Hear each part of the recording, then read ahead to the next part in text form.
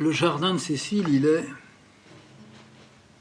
il est un peu comme mon propre jardin, mais moi, je ne sais pas si c'est un jardin que j'ai. J'ai jamais eu de jardin, alors. Mais le jardin de Cécile, c'est le jardin sublimé. C'est le jardin sublimé de la neige poudreuse de la Lituanie. Le jardin de Cécile, il ne se trouve pas au Cousin. Il n'est pas non plus à la cour. Ça, ce sont les restes, des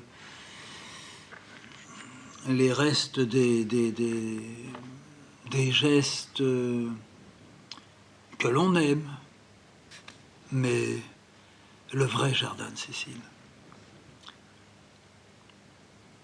Mais quand nous sommes montés au Cousin, il y a peu, c'était par un temps gris, noir, avec, comme on en trouve dans le Berry, le petit crachin qui pulvérise tout et qui fait tout rouiller, même l'intérieur des branches. C'était un jour où la terre était très lourde. Les sillons étaient gras et luisants, épais. On les voyait comme des vagues qui se seraient figées, tout en restant un peu flasques dans le scintillement. Et la vaporisation de toutes les gouttelettes de ce brouillard renvoyait comme des couleurs. Et je le montrais à Cécile qui me disait « J'ai vu, c'est pas la peine de me montrer ». Elle descendait et elle remontait de la voiture. Moi, je conduisais. Je m'arrêtais où elle voulait, je reprenais quand elle voulait. Elle avait son appareil en main. Elle enjambait des fossés, elle pliait les jambes, elle les laissait ouvertes, elle inclinait sa tête. Je regardais la nature. Nous étions là à quelques kilomètres du Cousin. On tournait autour. On venait de passer la patte d'oie après être rentré dans les petites routes poussiéreuses, pas toujours goudronnées. On avait dépassé le Fragne, le point le plus haut, 420 mètres. Cécile était émue par les arbres sans feuilles, par l'écorce qui se soulevait ici et là, par les buissons emmêlés. Elle était grave. Elle cherchait le détail. Elle voulait que quelque chose l'appelle. Moi, depuis la voiture, je voyais le ciel par moments dégagé de ce brouillard, et puis on replongeait dans le rêve qui recouvrait une sorte de grande voile de gaz, toute la nature qui était autour de nous. Pour moi qui recevais de façon, je dirais, beaucoup plus évasive, j'étais dégagé de tout motif.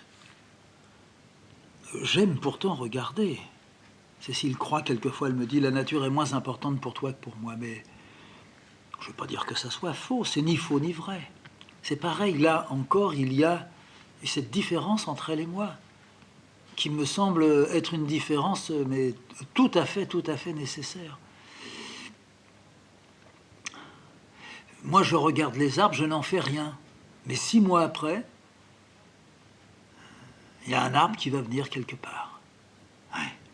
Ou bien je vais avoir un rêve avec un arbre, ce rêve-là va m'entraîner à... Et chacun reçoit comme il peut recevoir.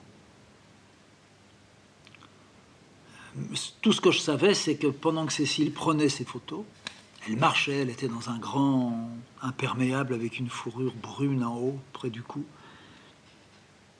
Quand je dis grand imperméable, il arrivait presque à ses chevilles. Elle était très parlante. On voyait que c'était quelqu'un qui cherchait puis qui se donnait, comme elle est. Cécile est quelqu'un qui cède, attention. Non pas qui cède dans céder, cédant, non, mais elle est quelqu'un qui, tout à coup, peut suivre. Ouais. Elle peut dire oui, après tout, je m'en fous, c'est oui. Ouais. Elle cède. Elle fait partie des gens qui sont ça.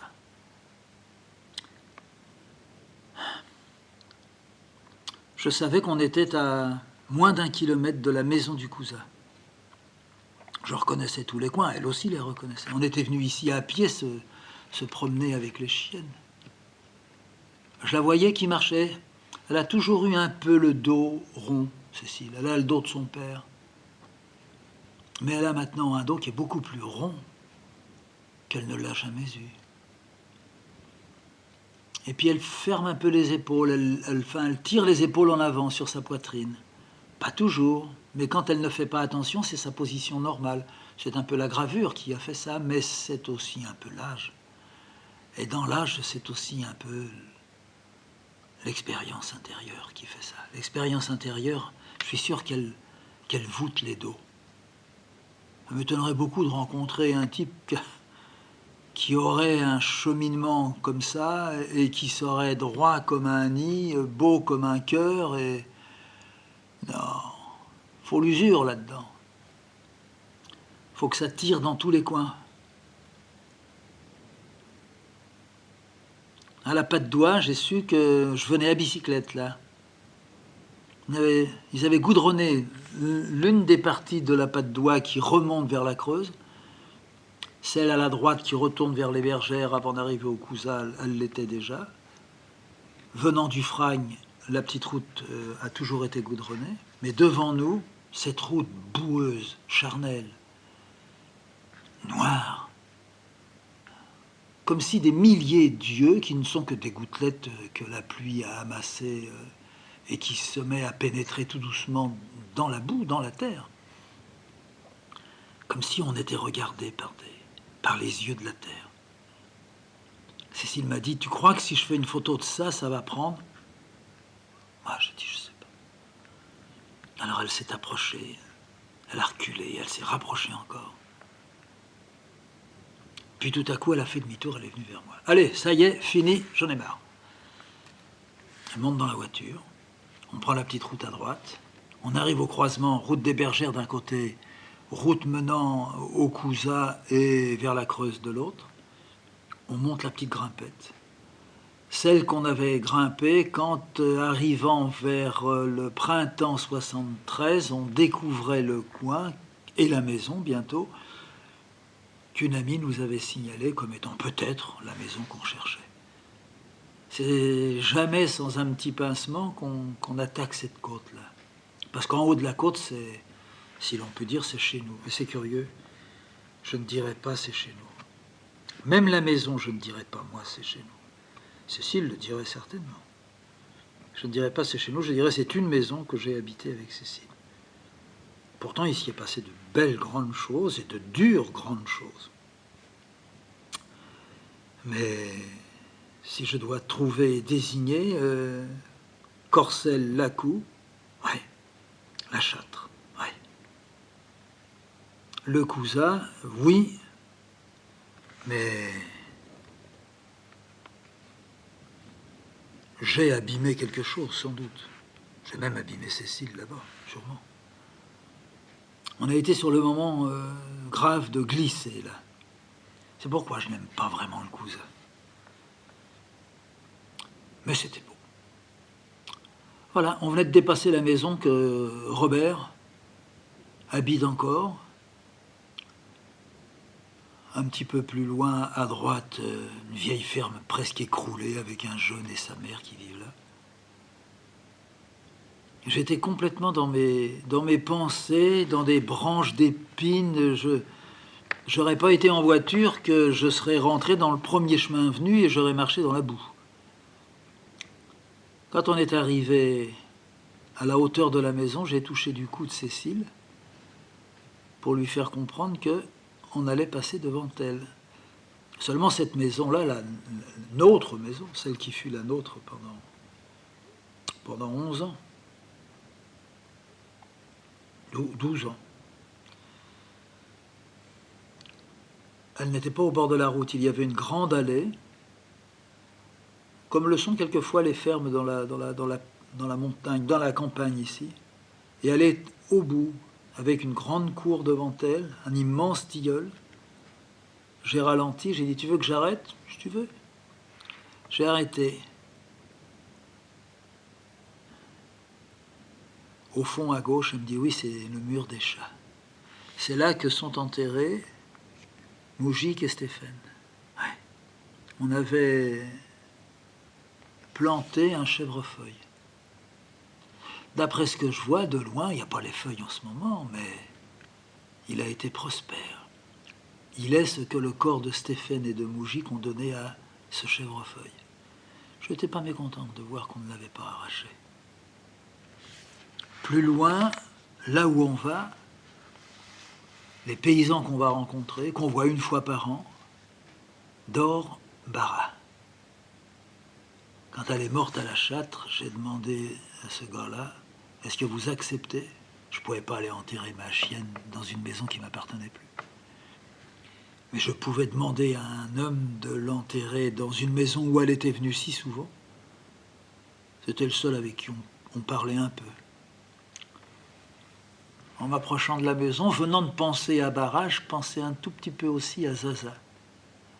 Elle qui nous attendait à la Châtre, la sirène qui nous attendait sans doute aussi sur le radiateur, puis Zaza qui commence à devenir si vieille.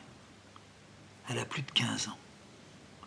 Elle voit très très mal. Elle va devenir aveugle un jour. Sa mère était aveugle. Sa mère est morte avant. Elle avait 12 ans, Bara, quand elle est morte. Zaza, elle en a 15.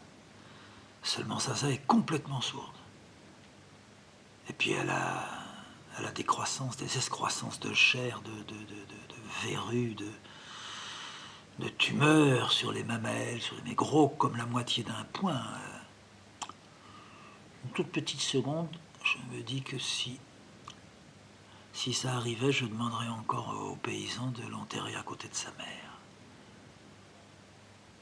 Cécile dit, voilà, oui, je vois. Mais je peux pas la regarder, je conduis. Bah alors arrête-toi, regarde-la. Elle est vraiment belle, me dit Cécile. Tiens, il y a plein d'herbes dans l'allée. Ils l'ont pas entretenue. C'est vrai. C'est vrai. C'est un endroit très, très fort.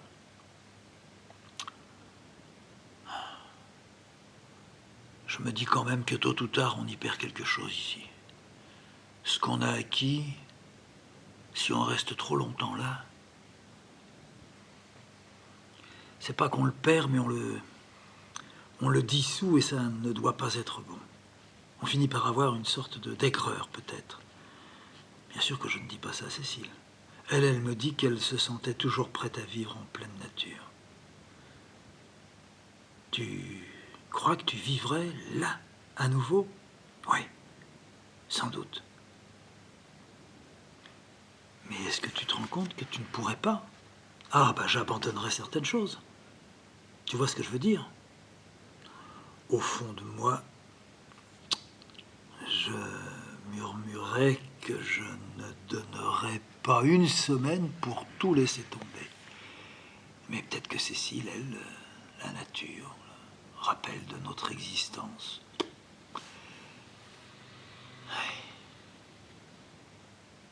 Je ne sais pas quoi répondre à Cécile.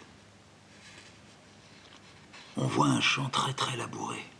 La petite maison là où nous allons. L'eau dégouline de partout. Il y a de la boue dans la cour. Je dis, mais tu te rends compte que tu aurais ça? Oui, mais c'est un choix. Non mais Cécile, tu peux pas dire ça. Mais tu redeviendrais... Non, pas nécessairement. Alors tu voudrais retourner à la dévastation. Oh, toi! C'est Cécile qui dit toi. T'as toujours les grands mots. Bon, j'étais content. On était arrivés là, dans l'allée qui mène à la maison de cette famille. Je sentais que si l'on avait dû faire encore 1 ou 2 kilomètres dans la nature, je me serais trouvé en état d'énervement avec Cécile. C'est étonnant que cette femme ne sente pas qu'elle... Là, c'est pareil, elle va provoquer le danger en disant ça. Et elle maintiendra que non. Elle se voit dans une pièce, dans le froid, buvant un bol de lait le matin, un bout de pain et tout ça l'après-midi. Elle veut se détruire, c'est pas du tout qu'elle rêve. On est devant la maison. L'homme et la femme sortent. On les avait prévenus, on se serre la main, on entre chez eux. J'ai oublié toutes les petites mesquineries qui sont en usage ici et là. C'est pas la peine de remuer ça. Je me souviens quand même en rentrant chez eux, ils brûlent du bois et c'est certainement du chêne et je lui dis « Oh, il fait chaud, vous brûlez du chêne, vous ?» Ah, il dit « Oui, moi je brûle que de ça. » Alors je continue à réfléchir pendant qu'il me tend une chaise. Je lui avais dit « Moi je vous commande 5 stères de bois, du chêne. » Il m'avait livré le tout dans la grange. Quand je suis allé voir ce qu'il y avait comme bois, il y avait la moitié du tas qui était en chêne, un quart qui était en châtaignier, et un autre qui était de la haie. De la haie pour allumer le feu, il m'avait dit. J'y avais jamais demandé ça. Ça fait partie des petites histoires. Une autre fois aussi, on avait une cave. Cette cave, elle prenait de temps en temps l'eau. Alors je suis allé lui en parler, je lui ai dit, mais du temps des propriétaires avant moi, ils avaient l'eau dans la cave? Oh, bah c'est-à-dire qu'ils y faisaient pas attention. Ah. Je me suis renseigné, comment est-ce qu'ils pouvaient faire pour... l'eau de la cave, elle va pas partir comme ça. Faire un écoulement, c'était pas facile. Je vais voir un autre. Je lui dis, du temps de ces gens qui étaient là, les dodons, il y avait de l'eau dans la cave, bien sûr. Et qu'est-ce qu'ils faisaient? Ah ben, ils l'évacuaient. Et comment qu'ils l'évacuaient? Eh ben, ils l'évacuaient par le chemin.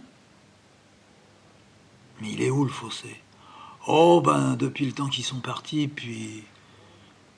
Mais ça allait où, vous pouvez me montrer? Ils viennent, ils me montrent. Ça traversait la route et ça allait dans le champ d'en face. Et ils me montrent l'endroit. Là, ça arrivait. Je dis, mais pourquoi ça n'existe plus, ça?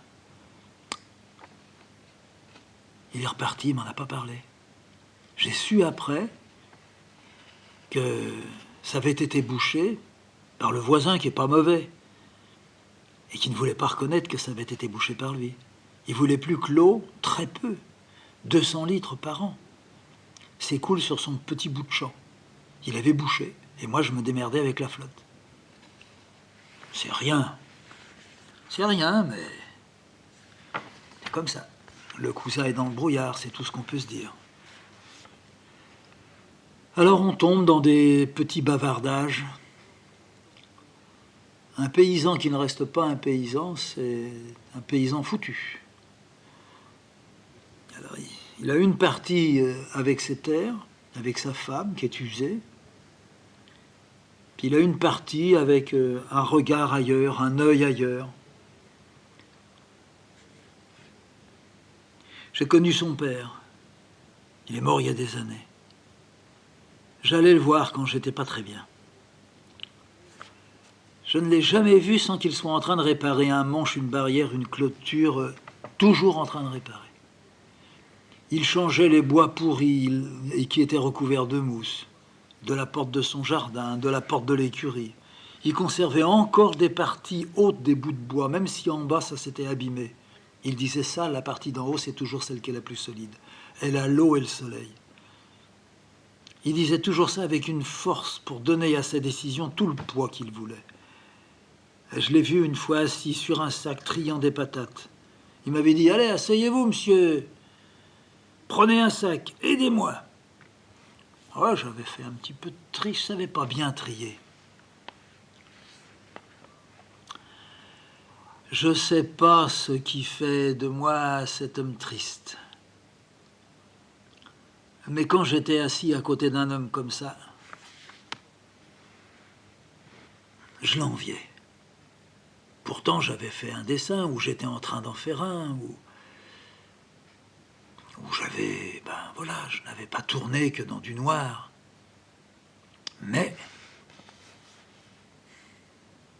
j'ai toujours eu cette difficulté en moi. Brusquement, d'ailleurs, elle s'en va. Je ne suis pas tout le temps que ça. Je ne suis pas non plus un sauvage. Je dirais que je suis éperdument quelque chose, mais je ne sais toujours pas quoi. Dans cette sorte de nature que j'ai, où sans doute les contrastes s'additionnent, je ne vois toujours que l'ombre qui court et puis moi derrière. comme si j'avais pas grandi, comme si je m'essoufflais pour toujours rattraper quelque chose. C'est un ce après quoi je cavale que jamais je n'atteindrai, mais j'ai fini de m'ennuyer sur ça. Par contre, quand ça me tombe dessus, j'ai effectivement une difficulté. Si je plaque mon dessin, que je me débine sans le dire à Cécile pour aller retrouver, par exemple, à l'époque où on était au Cousin le vieux voisin, ou bien partir dans les champs en enjambant des buissons qui me déchirent exactement ce qu'il ne faudrait pas, c'est, mais je ne sais pas pourquoi,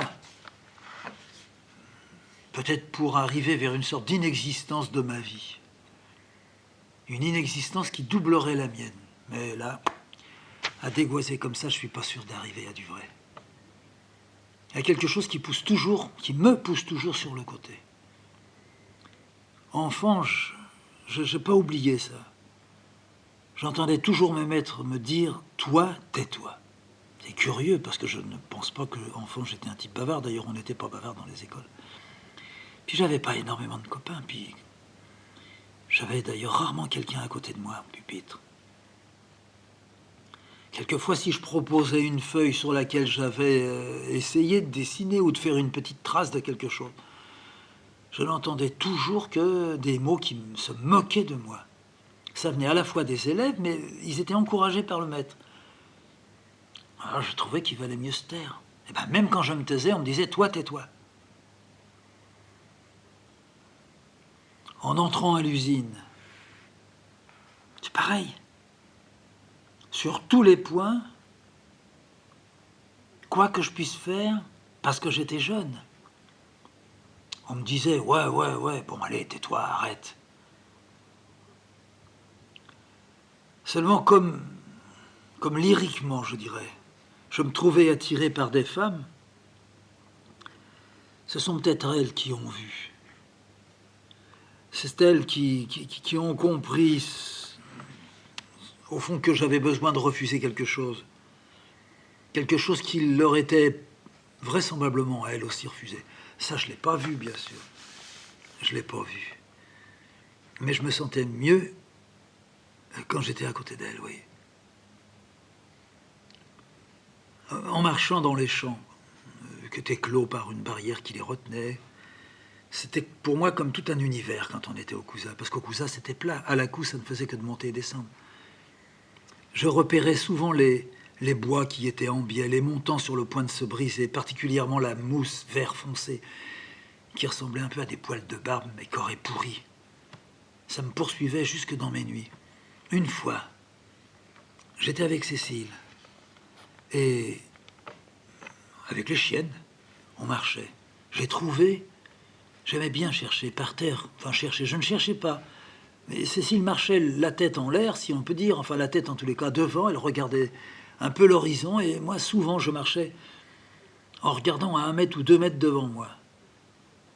Et je ne pouvais pas faire autrement que de trouver une pierre, trouver, pas à toutes les sorties, mais... Et une fois j'ai trouvé un petit bout de bois, qui faisait à peu près 15 cm de long, qui était poli, qui n'avait pas d'écorce, qui était sec, qui avait peut-être été touché. Des mains avaient rendu le brillant à ce petit bout de bois. C'était un bout de branche, d'un côté arrondi, de l'autre côté un petit nœud. Je l'ai vu, je me suis penché, je l'ai montré à Cécile. Je lui ai dit, regarde ce que j'ai trouvé. C'est bizarre, on dirait presque un os. Ça avait la grosseur d'un os. Je l'ai mis dans ma poche. On a continué à faire la promenade avec les chiennes, et puis on est revenu sur le Cousin. On s'est arrêté une seconde à la ferme où il y avait ce couple cultivateur. Cécile prenant sans doute des œufs, je crois. Et puis on fait une petite causette, hein. Toujours la même chose comme causette. Le temps, les douleurs, le vent, ça change pas, quoi. Et je sors de ma poche le petit bout de bois. Je vais dire, regardez.